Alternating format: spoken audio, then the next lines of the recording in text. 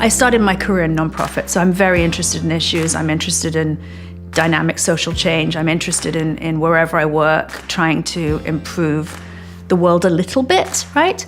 And so I think I've been very drawn to companies where there was a commitment to sustainability, there was a commitment to ethical practice, there was a commitment to responsible mining, all those things that contribute to making the world better. Trying to tell their story and engaging in creative ways with the culture to bring those stories to the population.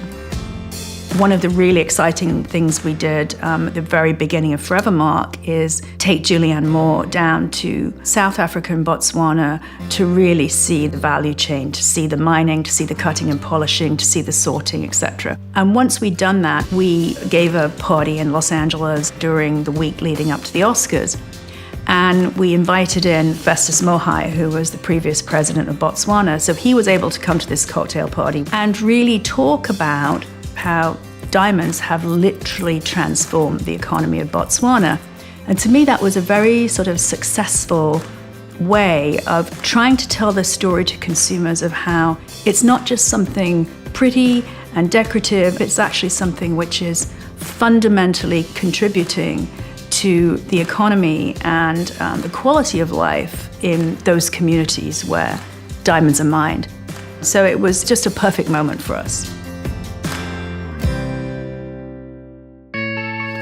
The Love Gold campaign was really about trying to incite a positive response for gold jewelry among a younger demographic of consumers. It was probably the most inventive project I've ever worked in. It was highly creative. So it was really about creating a community of people and immersing them in gold and exciting them about gold. And we produced incredible content that was glamorous and exciting and highly accessible for that millennial audience. So it was a very exciting campaign. With the Gemfields project, it was really a true collaboration in that we were able to work the whole season with Ruth and with her stylist, Carla Welsh, who is a brilliant woman, and say, this is the product, let's see what we can do with it. And I really regard that as one of the most satisfying campaigns of my career. I mean, I think it was absolutely of the moment. We were able to work with Carla in many different ways, give a lot of profile to the Gemfield stones, give a lot of support to a lot of designers. And frankly, I think in terms of fashion and style, Ruth Negga won the Oscars.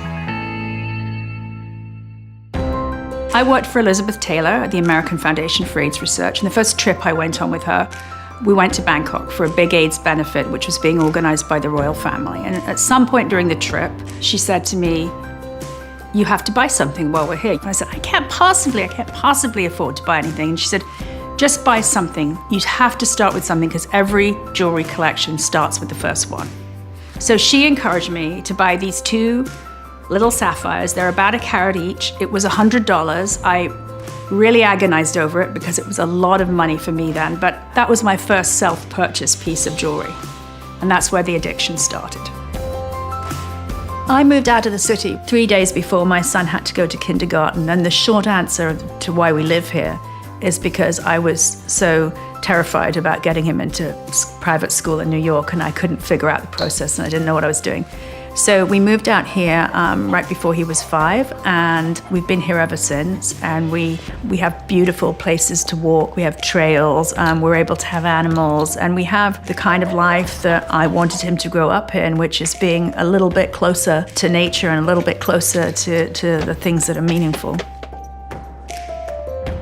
Many of the precious things that are part of jewelry are deeply connected to old cultures, and I think that is a story that is actually very interesting to a younger consumer.